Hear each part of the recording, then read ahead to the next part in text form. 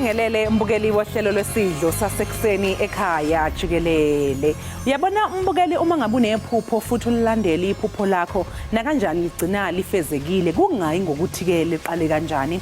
Uyabona nje mbukeli mangaxoxela indaba kunomunye ke wabasakazi besinye seyiteshi lapha eSABC. Uthi ngolunye usuku wayigibele itekisi ebuye emsebenzini ngaleso sikhathi ke wayesasebenzela esinye seyiteshi zomphakathi. Uthi ke wayehleli ngaphambili ebala nje imali ubalushintshi. Uthi uyabezwa labo mama baxoxele ngemuva bethi hey uyabona khona lo mfana ungena kulesi siteshi somphakathi oshaya 326. Hayi uyabona lo mfana wenza kakhulu. Wenze ibukwayo ngimlalela njalo eMahadebe. Hey engabe yini vele zingamthathi lezi iteshi zako SABC zimiyekele mvele. Uthi inkosi yamavelo amemeza khona phakathi etekisini wathi na ohle okusho ukuthi ke bo mama yimi lowo ngiyacabanga nje ukuthi injabulo eyikhona kulabo mama ngaleso sikhathi awubheke nje ke mbukeli njengamanje ke lowo msakazi uselapha eSABC esiteshini iLisedi FM kanti igama lakhe nguBathu Ukhadas igama lohlelo ke Ekhaya Jikelele elamingu noxolo mamtshali wakwamwali le ndaba engiqeda ukuxoxela nambukeli ikhomba khona ukuthi umuntu nephupho lingafezeka uma nje ngabe uzimisele. Njalo kanye mbukeli masibulise kwindawo ngendawo othe nqayizo nqakumba zamehlo namhlanje ke siza kuwe kusele insuku ezimbini qwaba ngaphambi kokuba ke siyiqwele lenyanga kwaye nathi ke siyinqubo yeEkhaya Jikelele sawukhe sithele emehlweni akho siyokuthi nqumama into ke engangesithuba esingaqinisekiswanga kodwa ke okwangoku masingene kuvimbo namhlanje namanqaku aqukathi oyisakuba ngumongameli weANC uKhalima Motlanthe ukholelwa ukuba iqele layo liyasivuselela njengoko kaloko kanye njengoba sela lunqonqoza unyulo lukazwe lonke kwelinye icala ke mbukeli atsaliwe emnqazi namaqela azakudlala kumjikelo olandelayo weNedbank Cup kwaye ke aphephene amaqela amakhulu kuninzi mbukeli esikuphathele kona kulena iyure qiniseka into kubana uqhusha lazi uhleli nje uthazava bukele inkqubo oyithanda kunene ndimlo unokanyezile inekanyezi enomsantsa phakathi kwezinye umazipho umahlongo umazondwa ngezinto zakhe masijonge iziphala phambili kule yure.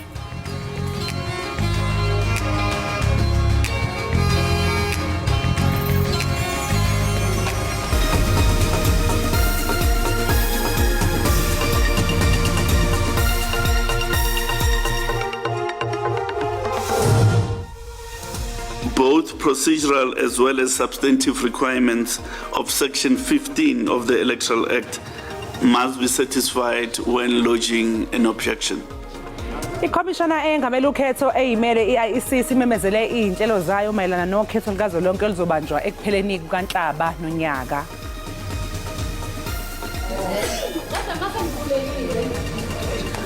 Abasemagunyeni KwaZulu-Natal baqinisekise ukuba basibhoza abantu ababhubhileyo kwingozi yemoto ibiphakathi kweDumbe neFryet kwiphondo laKwaZulu-Natal.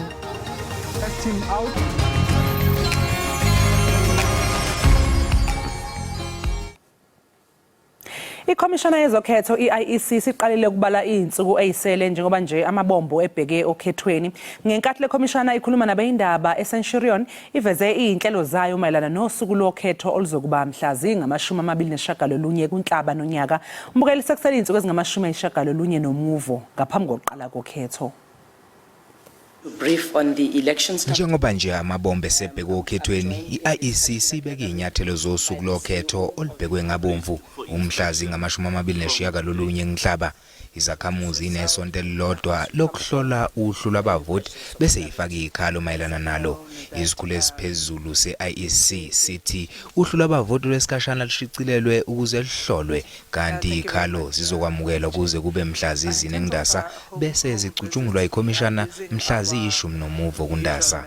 Both procedural as well as substantive requirements of Section 15 of the Electoral Act must be satisfied when lodging an objection. Izakhamuzi ezigulayo nezingakwazi ukufinyelela eziteshini zokuvota zizokwazi ukucela ukuba izikhulu zeIEC zizivakashele emakhaya kanti kufanele zenze lokho mhla zi-3 kuNhlaba. Voters must vote where they are registered.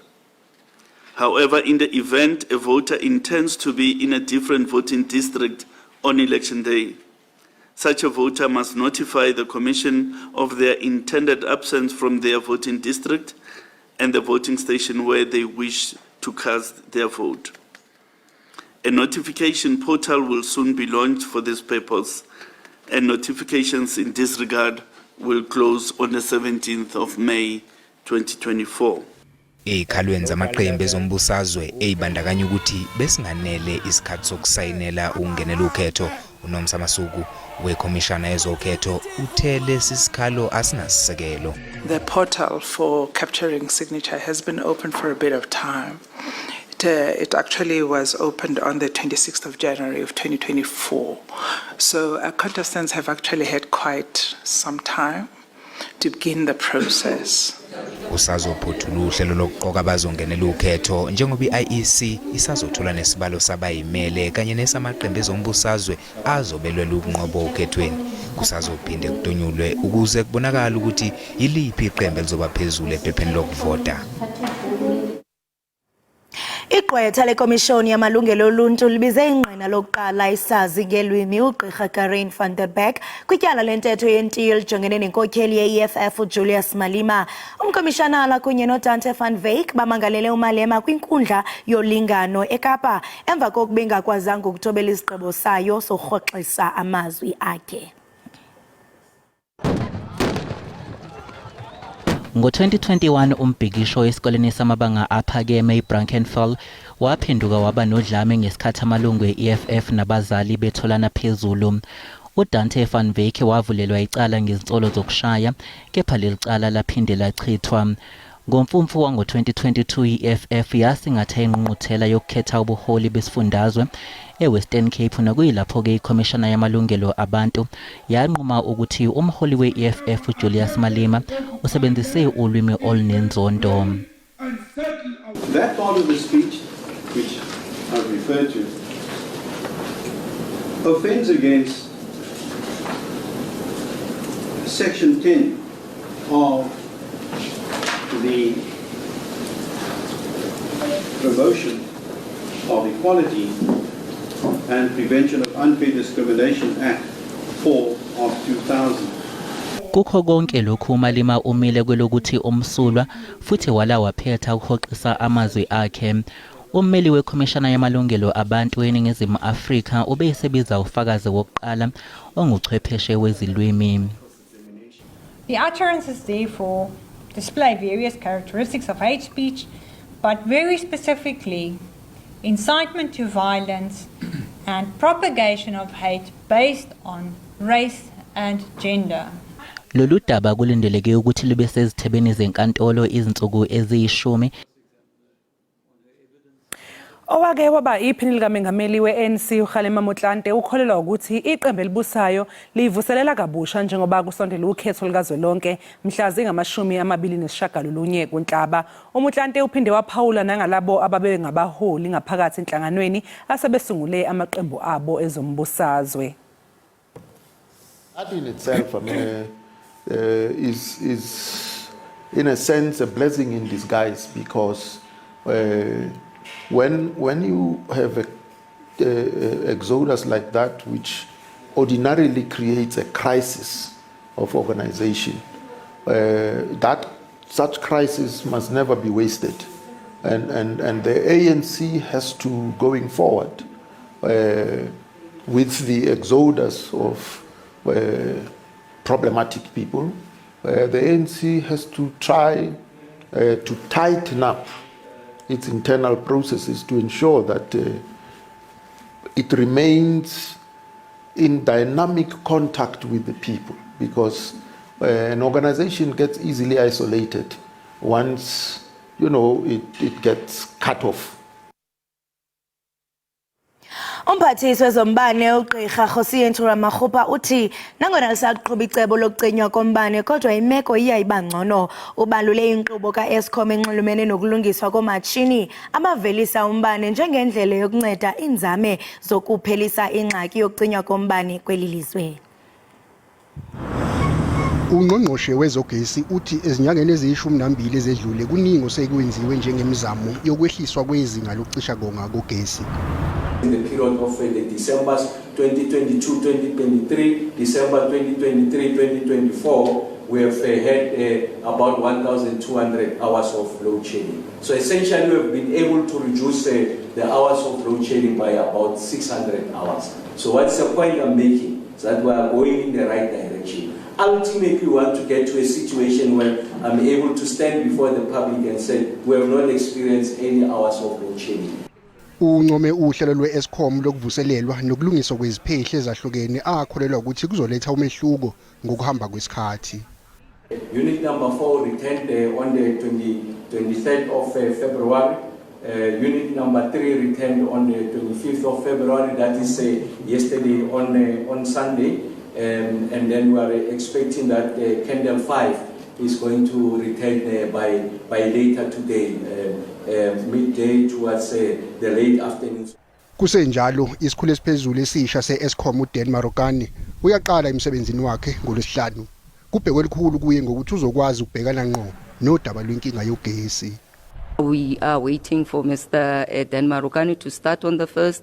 So as I said, that to actually lead us into the Eskom of the future, as you would know, obviously his urgent task is to end load shedding, as you would know, and obviously ensure that the separation, the legal separation gets also, as we have been moving and have achieved a lot in terms of that, but just to finalize on what needs to be done.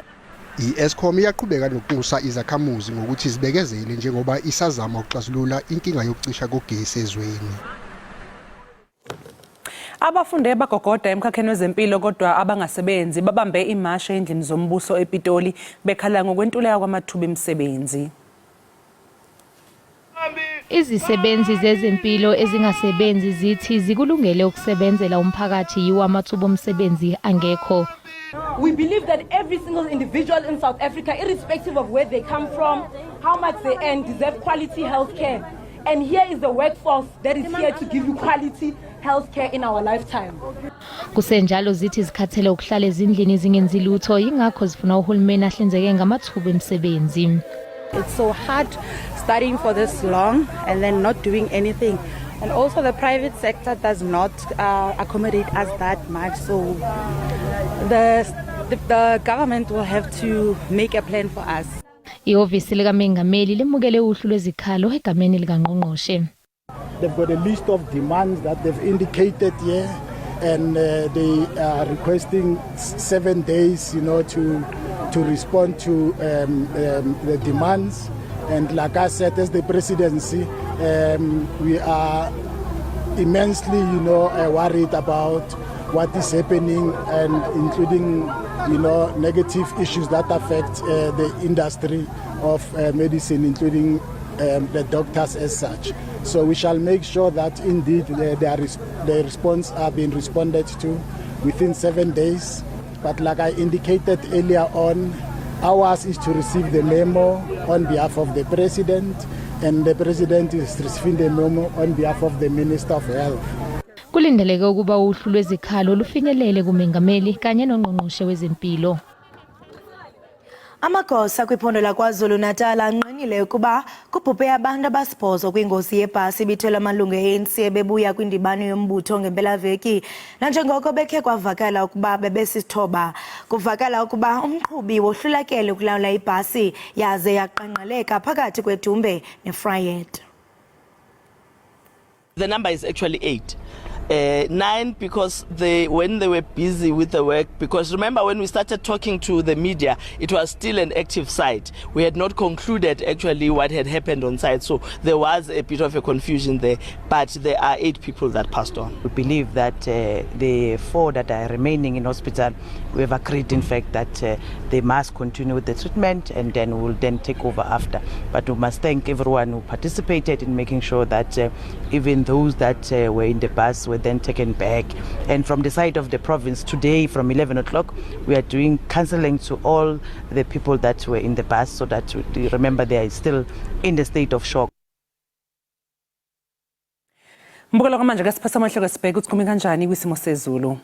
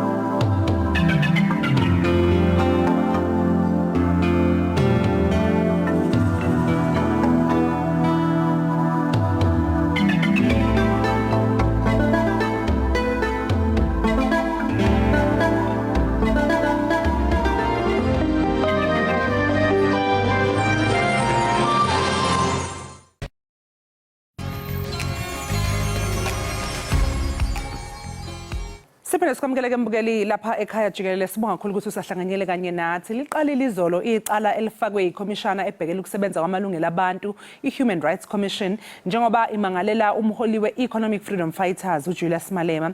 Le khomishana ifuna ukuthi uMalema axolise ngendlela aphawula ngayo, njengoba ikhomishana ibona ukuthi lokhu kwakunenzondo futhi kuyinto equbula udlame ivuse nohlevane kwabanye. Umholi we-EFF wala uyaphetha ke ukwenza lokhu yena. Ingabe ngokomthetho kukhona yini okubambekayo kwikhomishana enakhe esandleni futhi imuphi umphumela esingawulindela kulesi sigcawu ebesibanjwe izolo? Sibizeke ungoti wezomthetho uMpumelelo Zikalala wezikalala attorneys ukuze ke nje asicacisele kabanzi. Zikalala, sikubingelele sikwamukele ohlelweni. Angibingelele kuseni bese ngibingelele kakhulu abalele ekhaya. Mpumelelo, yini eyenze ukuthi ikhomishana engamele ukhetho eyimele inqume ukunikela enkantolo yezokulingana? Ngiyacabanga ukuthi bathi bebehlala phansi bexoxisana bethi awumnumzana uMalema ngathi sibona ngathi khona ungahambanga kahle la. Kunganjani makuthiwa uyaxolisa kwenzela ukuthi yonke lento siyithathe siyidlulise sikhumela nomlotha. Wabe siyaphendula kumnumzana uMalema cha ngeke ngibone lokho manibona ukuthi ngokukhulumile kuphambene mhlambe nomthetho ngithatheni ngisenkantolo. Konke ke makuthiwa isizamile yona njengabantu abasuke benikezwe umthetho osekela ukuthi bavikele amalungelo ethu. Mase bebona ukuthi ayisekuyonakala la bebalekele khona njengathi babelekele enkantolo. Yiwo ke behambe benkantolo la beyothi khona hayi ngoba inkantolo akasizwa thina mesithi nakaxolisa mhlawumbe wona uzokuzwa kangcono nengalo yomthetho yakhe ethanda ukuthi iqine thina naloko esikusebenzisayo. Ake selikhuluma udaba khona sobothi lokho esikushoyo ngabe sineqiniso noma si right yini le ndlela ayidefenda ngayo noma inayivikela ngayo ngabe iyahambisana nomthetho noma mhlawumbe iphambene nawo. Yini lena yenza ukuthi uMalema angafuni ukuxolisa Zikalala? Ngabe mhlawumbe kukhona yini akuthembile uma ngabe sibheka nje eyithinta ukusebenza komthetho? Uzokhumbula ukuthi makukhona lento esibizwa ukuthi ama-political ideologies mhlawumbe kwezepolitiki la bethi khona cha nathi into esiyimele sibona ukuthi kuyiyona futhi iqiniso. Whether ihlala kahle noma iyababa kuwena thina singene lapho kodwa sesiqedile lapho. Ngiyacabanga ukuthi naye usho kanjalo ukuthi hayi mina ngumholi weqembu le-EFF nake thina sikufuna amangabe nibona nini ukuthi akuhlale kahle kunina lokho hayi sekuwokwenu lokho. Ilento ukuthi mosibheka kumthetho sisekelo ubothi sekunamalungelo amabili ashayisanayo la. Sinelungelo uqala esibiza ukuthi freedom of speech esekuthiwa mina nawe naye umnumzana uMalema sivumelekile ukuthi sikhulume konke sikuthandayo inqubo nje mangabe khambe ngeke uze khambe kulimaza omunye umuntu. Kulimaza omunye umuntu ngendlela eziningi kungenzeka mhlawumbe ukuthiwa engathi usumgcona noma usumgcopa ngokohlanga noma ngokobulili noma nangendlela asuke ephethe ngayo ukudlaleni bezothanda konke okunye kuzomenza ukuthi egcineni kosuku bese uthola ukuthi isithunzi sakhe siyalimala noma shona phansi. Nakanjalo i-Human Rights Commission ithi yona cha thina sifuna ukuvikela amalungelo abo bonke abantu into esiworried ngayo bakuzoba khona izinkulumo ezisho umholi olalelwa kangaka ngoba phela sikhumbula ukuthi umholi weqembu le-political party noma iqembu lezepolitiki kakhulukazi elo number 3 mase kuza ku-National Assembly yethu umuntu olalelayo leyo nabantu abaningi abazothi methi akhambe kuyohlasela noma asenzeni kanje besebenza ngale ndlela abazothi umholi wethu uthi asenze njani. Bazobe sebethi ke bona ke cha sifuna wena inkantolo bese uyahamba umnqonda amandla bese uyamkhumbuza ukuthi ubaleka kangakanani umsebenzi wakhe. Konke lokho azokusho akikubi izinkulumo ezakhayo kungabi izinkulumo ezosiphindisela emuva noma ezizokwenza ukuthi kube khona amalungelo abantu azobe sebe i-SS yalimala. Yilakhe khona ke lokushayisana kwalamalungelo omabili lokukhuluma into oyithandayo bengeke izilimaza omunye umuntu nokuthi ukwazi ukuvinja noma nqonda amandla makubonakala ukuthi usuyona azobe sehambe sikuyobheka enkantolo ukuthi kungabe lesa speech masibheke i-context yayo noma kwingqikithi yayo sibeke ngendlela ekuyiyona yini mhlawumbe khona la siphunduleke khona.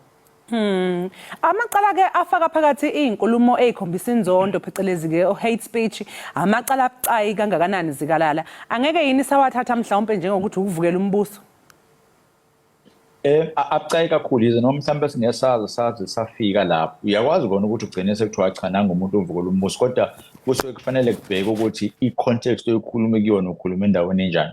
Mozokhuluma endaweni la kunerally kunama-supporters akho khona bekhombisa ukuthi umoya iphezulu abantu badiniwe nendlela kade bebhikisha ngayo namagama abawaculayo siyabeza ukuthi bathini kungagcini lapho bese kuthiwa hayi ake siphumeke manje sisuke from place A siye place B ngesikhathi behamba lapho bashinje konakele kushawa izitolo kwabulawa amawindi nezimoto kuze gcine sokufe nabantu. Singasho bese sithi cha ngathi khona ukuvukela kombuso kade sekukhona la ubufuna wena ukuthi kube khona isibizo ukuthi anarchy yongabi khona kuwonzizo ngaso sonke isikhathi makubonakala ukuthi nabantu aba-attekiwe mhlawumbe amaphoyisa nezishaya umthetho bese kuthiwa cha hayi wena bungali ngoba naku ufuna ukuveza uvo lwakho ngale ndlela ovunyelwe ngayo uma kuthiwa hamba uyobhikisha kodwa ubusufuna ukulimaza hayi kuleso sikhathi-ke sikuthathe njengokuthi ubusuvukela umbuso la ubuso uthi hayi umbuso ophethe njengamanje angiwuthandi angikwazi angiwurecognize futhi ngeke ngize ngiwuhloniphe yiko ngizolwa against wona so yiyo kubalulekile ukuthi mase kuthiwa kuyafika enkantolo ake silalele ukuthi context kade ukhuluma ngayo ibithini kade uthini ukhuluma kuphi ukhuluma nobani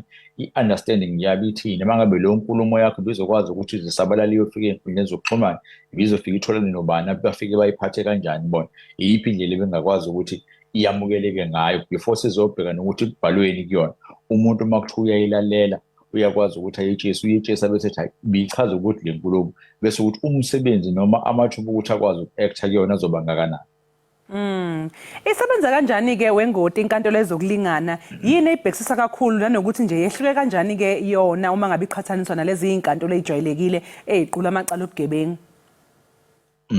Yona-ke singayibiza ngale nto ekuthiwa i-specialist court ngoba basuke bethi eyi ngendlela okuyinkinga ngayo nokusokuphuthuma ngalo udaba lamalungelo asifuni ukuthi kuhambe kuyompintshana labantu abantshontsho oswidi ney'gebengu ekuthiwa ibulala abantu zarepha abantu namanye amacala asuke khona zoba maningi ake siyakhela inkantolo eseceleni yayo ezokwazi ukuthi bese iyabheka ukuthi uma kufika udaba lefana njengaleli balibheka kanjani. Okwesibili sobe sesiyakwazi ukuthi sibe nalabantu ababahluleli noma ama-presiding officer noma iy'mantshi noma amajaji esingabiza ukuthi ama-specialist masekuza ey'ndabeni zama-human rights noma zokuvikela kwamalungelo abantu ebese iyakhiwa-ke le nkantolo so inkantolo efanayo esuke inamandla alingene umehluko nje kusuke ukuthi into abayikhulumayo noma akuyibona amakhesi angenayo kusukela ekuseni kuze kuyoshona ulanga amakhesi asuke sekhuluma ngamalungelo abantu kuphela so kusuke kuzobheka ukuthi umthethosisekelo wethu uthini into ekusuke yenziwe noma mhlawumbe yenziwe lo muntu omangalelwe ihambe yaze yafika kuphi bese ithanda ukuthi ibe lula-ke uzokhumbula ukuthi emacaleni lapho mhlawumbe khona kusuke kunobugebengu phakathi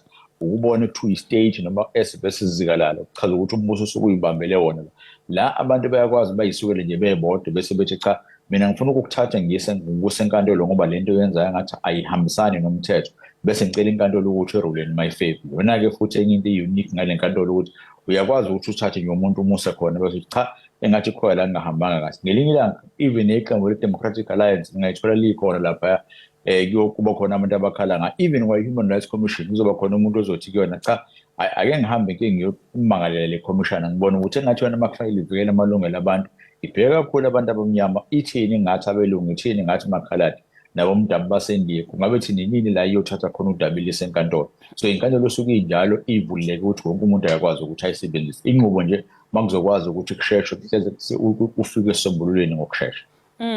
Manje-ke yini-ke singayilindela-ke kule nkantolo ingafike mhlawumpe ivune ikhomishana yamalungelo abantu noma ingenza okwehlukile? Kungenzeka la izobheka khona inkantolo izothi cha asikwazi kuvele sikuthathe nje le nkulumo kade ikhona kube ngathi kade ikhulunywa umuntu kazana mangabe inkulumo kade ikhulunywa umuntu omholi umuntu onepower noma namandla ukuthi methi ayihloma ihlasela abantu benze ngempela ngaleyo ndlela then izobe sekuthiwa ake sikubhekisise lesi sinqumo engathi awenzanga kahle la asikunikeze i-directive noma into ezothi hayi sigodle isinqumo sakho noma sigwinye kwenzela ukuthi kuphume isinqumo esokwazi ukuthi i-message ezokwazi ukuthi ibe right noma inkantolo ithi mayisicubungula kangcono bese uthi cha hayi kungenzeka nje ukuthi kuhlale kabi kuwena enhliziyweni yakho kodwa kuphamananga nomthetho ngale ndlela kade esho ngayo asikhumbule le right of freedom of expression ukukhuluma into oyizwa ngaphakathi inqubo nje mangiyize ihambe yonimazile ngelomunye umuntu i-right esuke likhona lelo ngiwuze ukwazi ukuthi ulithathe ulise kuphi ufanele ukuthi lipromote even nayi inkantolo mase kufanele ikwazi ukuzocubungula noma ukuzodecide ukuthi ubani wrong ubani right. Manje-ke uma ngabe mhlawumbe inkantolo ingathola ukuthi ayikhona impela okungahambanga kahle akukhulunywanga kahle laphayana isingamiyalela ukuthini mhlawumbe uma lemi ngathi akaxolise noma sikhona isigwebo kumuntu anganikezwa sona? Sikhona isigwebo esikwazi ukuthi sibe khona kodwa yize noma leyo nkantolo ikisebenzise kancane ingajwayele ukuthi ithi hayi umuntu akahambe uyohlala lapha ekhulu ukuthi okubalulekile ithi cha usigwinye istatement osikhiphile withdraw bese ukhiphe esisha noma ithi mayibona ukuthi engathi umqondo noma akakashintshi kahle isimilo salowo muntu bese ethi hayi sicela ukuthi uphinde u-attende nama-class azokwazi ukuthi akusize so singabona le nkantolo ithi cha malema hamba ufike uhoxise imessage yakho oyikhiphile bese uyaxolisa emphakathini waseNingizimu Afrika nalabantu engenzeka ukuthi baphathe kabi bese sicela ukuthi usikhombise mhlawumbe ngokuhamba kwesikhathi noma 3 months from now ukuthi amapha ama-class usuwahambile azokushintsha ukuthi isimilo sakho ukwazi uku-understanda kangcono ukuthi into yenzile ibi-wrong kangakanani, ibilimaza kangakanani next time akuthiwa uyakhuluma iphi indlela ekumele ukuthi ukhulume ngayo ngendlela ezokwazi ukuthi njengoba umholi nje ingahambi yolimaza umuntu kodwa imessage ufuna ukuyidlulisa ngaphakathi kubalandeli bakho iwazi futhi nakhona ukuthi ifike kahle. Mpumelelo siyazi ke ukuthi cha awuhlangene nezokubuswa kwezwe kodwa ngokomthetho ucabanga ukuthi ke lokho kungamphazamisa yini umalema okhethweni? Angikholwa khumbula ukuthi abantu abasuke bethanda iqembu noma bathanda yena bazomthanda noma ngabe kuthiwa ukhulumana. Kukancane mhlambe la kuzoba khona umehluko noma abantu abazohlephuka kuyena abathi ngeke sakuvotele ngoba usukhulume kanje bazomthanda noma ngabe kuthini. La ingase kube inkinga khona. Khumbula ukuthi njengoba sisesikhathini la kuvotwa khona nosuku lokuvota selikhishiwe lento esibiza ukuthi electoral code isiqalile siyasebenza manje. Fanele uhambe ke bese uyayibheka ukuthi ithini ngeinkulumo esuke izoshiwo ngozo ikhulunywa osopolitiki noma abantu abamele amaqembu ezepolitiki lebe zichaza khona kakhulu ukuthi musu kushaya inkulumo noma musu kuba nenkulumo ezokusuhlevana noma izodala ukuthi angingazwana ngalesikhathi abantu belindele ukuthi akuyovota. Into esifunayo thina ukuthi abantu abahambe bafike bangene ekhongweni zokuvota bashawo eksabo bese bephuma bayahamba okunye nokunye asekudingile. So ingenzeka bese iyachecka nayo bese hayi ake sibheke ukuthi le nkulumo ikhulunywe nini ungabe ikhulume ngale period thina kade sesithe abantu abayiphathi kahle yini. If ukuthi kunjalo impela ake sibone ukuthi sikubhanisha kanjani umnumzana umalema naye EFF ngokusho inkulumo efana njengale. Kodwa if ikhulumo earlier iperiod le efayela ngaba abaqembu ezepolitiki ayiphatha kahle ngayi bingakaqali then uzobe sekuthiwa hayi ayikho into ezokuthinta la kodwa gada okukhulumayo ngesikhathi samanje thina sobe sikubhekile futhi ungathathi njengokuthi because inkantolo yakapronounce ngingakhuluma ngiqhubeke ngikhuluma ngaleyo ndlela nathi singakwazi ukuthi sikupanishe siyi-ICC sikupanisha kakhulu kuthina ngoba singaze sikhephe nesanction ukuthi political party yakhe ayingangeni kwi-ballot okuzokwenza ukuthi kube nzima kakhulu ke kuwena ngokuhamba kwesikhathi. So zihloniphe konke okukhulumayo akhulume nosizotha kodwa kubalekile kube nenhlonipho. Sibonga kakhulu ke Mpumelelo ngesikhathi sakho nokuthi nje kusicacisele kabanzi usifundise ngalolu daba lwayo ke iCommission leyana Human Rights Commission sikufisele nje usuku oluhle. Ubonga mina kakhulu nabe niwe nosuku oluhle. Lo ke Mbukelibe kuMpumelelo Zikalala wezikalala attorneys ebesixoxa naye ngesinqumo seCommission yamalungelo abantu njengoba inikele enkantolo ezokulingana iyomangalela umholi weEFF uJulius Malema. Njengamanje ke Mbukela sinjike equnga seyidolo sizobuya ke sesikuphathele ezemidlalo.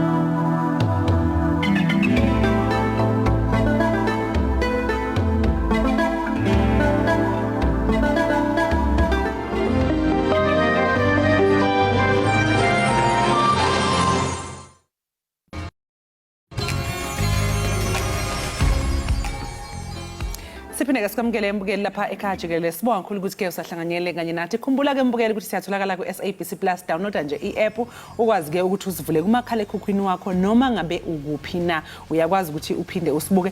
Uma ngabe Kodwa umbukeli kwedlulile-ke umbukeli loluhlelo ukukhululeka lukhona futhi ku-YouTube uyakwazi nje ukuthi ukwazi ukubuyela khona ubhale Ekhaya Jikelele uzothola-ke uhlelo namhlanje kanye nezinye insuku ukuthi catch up uma ukuthi ubusele. Ayisemnandi catch up nange weekend uqonda bajonga sowudlala uyakhumbula mosi dala if udlala mhlawumbe generations kuthi nge weekend bela omnibus yeveki so ne Ekhaya Jikelele if uyaqonda ba ana man andifuni kuphoswa iyo yonke into how many hours 3 times 5 uzawuhlala from ekseni from 6 ke ngoku ekseni to 6 p.m. oko ubukele inkqubo oyithanda kunene kuninzi mbukele ndiqinisekisa into kubana uza kuzuza ngale nkqubo ukuxhobisa ngokuqhubekayo apha ekhaya siyaphetha kaloku siba nabahlalutyi bezepolitiko basihlalutyele ngemiba edlumzi esiyibonayo phangaphandle sibabiza apha etafileni simene imibuzo mbukeli esibabuza yona nawe apha ekhaya uqonda ba okay into ethile ihamba kanje nakanje asipheleli kwezopolitiko mamtshali siba nendwendwe esingathi into kubana zibe kanti ziphumelele zikwelinye inqanaba lobomi ezifike apha zikuxhobisa into bana nawe bangaba uyafuna ungenela kwicandelo elithile wenza kanje nakanje nakanje siyakonwabisa kananjalo siphethe imvumi uyayiva mamtshali siba nemvumi uyibona pha imvumi mhlambe ingu DJ isithini kodwa xa iza apha nawe uyaqonda ba lo muntu wangena kanje wathi kuninzi mbukeli esiqinisekisayo nesikufundisa ngako apho ekhaya Jikelele. Yebo ke uthi izolo beyikhipha umangwathi kuphi ke papa enkqubeni yes okay uyaqonda kumosi wena mamtshali into kubana apha kwinkqubo ye-SABC sinenkqubo ngenkqubo ezahlukileyo phakathi kwenkqubo wena mamtshali esinazo apha ye-SABC inkqubo ye-expressions inkqubo ke yabantu abatsha so uyaqonda ke wena mamtshali into kubana ngoku sifikelela ekuyiqukumbeleni inyanga yothando so besijonga imiba wethu eyothando kodwa ke sijonge icala elimnyama yonke into inokubumnyama inobumhlophe besijonge ke wena mamtshali icala elimnyama lezothando lento ekubizwa ngokuba i-obsessive love uba ngaba mhlambe siyathandana sendiyabona into bana uyandishiya sendi-obsessed kunezinto endizenzayo lityala elikhulu ke wena mamtshali elo kuba kaloku if mhlambe uthi hayi no uqhuba nje unga-enda up ukwi-mental institution depression anxiety ngoba yizo lezi zinto lezi zibangela uvalo noma nawe usuthukile ukuthi lo muntu uyamshiya kodwa uthi yena ngishiywa-ke mina uyazi leyo nto yabazi labantu abakanjalo uyithola ususenkingeni ukuthi usuyesaba ususabela impilo yakho awusakwazi ukuphuma njalo so abantu ke bebeshera ke ne-experiences zabo zezinto abazenza uqinisekisa into yobana mna ndiphumi kule relationship omnye uyatsho into yobana they go as far umuntu afake i-pregnancy yakhe ayibona uba kushubile athi andiyikwaphi mandifake ndithi mhlawumbe nansi i-pregnancy test ndimit so that umuntu engazi ukukushiya bese kwenzakala iningi like going forward ngoba phela uma ngabe uveza i-pregnancy ufuna ilandele phela action funeka lokho hamba inyanga kubonakala ukuthi hayi ngempela uyidwele kaloku one thing about lies you must keep up with them meaning that ke ngoku uzawuhamba sentsho sinenkqubo ezazivelisa ezo zinto ndiyamkhumbula generations ngexesha lodinewo umuntu efaka into engathi ngunompopi banezifihla njalo over time kube nzima wena mamtshali ufumanise ngoku umuntu useyifuna ukuthini okanye ade axoke ke ngoku umuntu athi I know ndiye miscarriage abanye ke basebenzisa bebesisho into bana hey abanye basebenzisa i-love potions hey hayi mose ziyabuya bekunzima wena mamtshali bekunzima but eyona nto ngamandla ukufundisa sixhobisa abantu into bana ezi zinto zine danger mhlambe ngabukeka ngathi kumnandi ekuqaleni because ufuna ugcina umuntu and phakathi kwezinto ezibalulekileyo ebesinazo one of the aspects uye wathi kubalekile into bana uzithande wena kuqala ngaphambi kokuba ungene kwi-relationship because if uleka la self love ungena kwi-relationship seyizokudefine ngoku uyibona ukuthi awuselutho wena ngaphandle kwayo le relationship jonga uyi-oxygen yami therefore uyinto yonke kum so ndiyafuna wethu ukuqonda yazi wena mamtshali ngaba wena zikhona izinto owazenza ngaphambili lalela mina just to keep ngafundiswa nje mina kahle ngiyingane enhle nje mina ngithobela umthetho ngiphila nje ngeindlela zikaYesu also oko sentsho in your relationships umuntu ophosisayo umuntu aphosisayo umbona apha emehlweni sentsho amava noba zinto ezincinci nje because ezinye ke zingangabi harmful like into yokustalker like ukhona ebisitsho mnye bendistalker yes ndijonga i-likes kweza likes ndiyojonga uba ngubani lokhomentile ukhomenta ixesha elingekutheni emhle ukudlula mna nje uthi uyabuka ke zonke lezi zinto umusuzenza ekugcineni zihlukumeza wena muntu yavela inyanga sengiyasho nje sengiyacabangela nami ukuthi awungitshele nje usustalk umuntu okusho ukuthi nawe uzogcina nje usuyihlukumeza ubusuthwala lezi zinto ongazazi uyakhumbula sayisasho nangaleso ukuthi kuthiwa ifoni yomuntu ayibhekwa nexesha eli xa ufuna ujonga ixesha agcinela uthini but zezo zinto wethu ezenzekayo and that I believe nababukeli baya relate into bana yazi kwezinye izimo nami ndiye ndazibhaqa sele ndinzulu ndi-obsessive if uyabona into bana ngoku so ungena nzulu so obsessive phuma mntasekhaya sentsho ukuzifumane wena into bana ungubani ufuna bani because ekugqibeleni funeke i-relationships zibe healthy zingabikho toxic zezinto wena mamtshali esingatsho into bana phakathi kwezinye izinto ezicontributor to GBV zizinto ezibumila kunje umuntu ngoku seyibona ngoku so uyi-product yakhe akwenze nantoni na kube nzima nokuphuma because abanye abantu wena ndixelela inzima kakhulu lento because it's like you live in your own bubble omnye naxa ibethwa believe into bana this is love indlela naye angitshengisa ngayo and akusewona ke only ama-romantic relationships akunoba toxic uthola ukuthi namanye ama-relationships abanye abazali banama-toxic relationships nabantwana babo uyabona-ke ukuba okunzima kakhulu like nje siyabantu I think nje abantu abaningi balimele manje emphefumulweni ngathi sonke nje kungaba hamba isikhathi umuntu ayithole ngathi uyayihila noma uthola kusa-therapy into esathi uzama ukuyilungisa i-therapy into ebaluleke kakhulu because if you don't heal because mhlambe ewe kukhona laa nto ethi into yobana ungazalwa kuloo family toxic but i-choice yakho ke ngoku into yokubana ngoku sendimdala ndenza ntoni because if you don't heal yourself uzazihlukumeza emsebenzini uzoba ngumuntu ohlukumezayo kwi-relationships uzohlukumeza naphina apho ukhona uzoba i-headache because you are not healed qiniseka mbukela into yokubana into engamandla uyazithanda uyazihilisha if mhlawumbi funeka uthethe nabantu ne-therapy uyabhukha zikhona nezimahla mhlawumbe if uzothi ndinengxaki yemali uqinisekisa into yokubana wondlekile emphefumulweni masithi qhwike embukeli sibhatala amatyala siyabuya mamtshana emva komzuzwana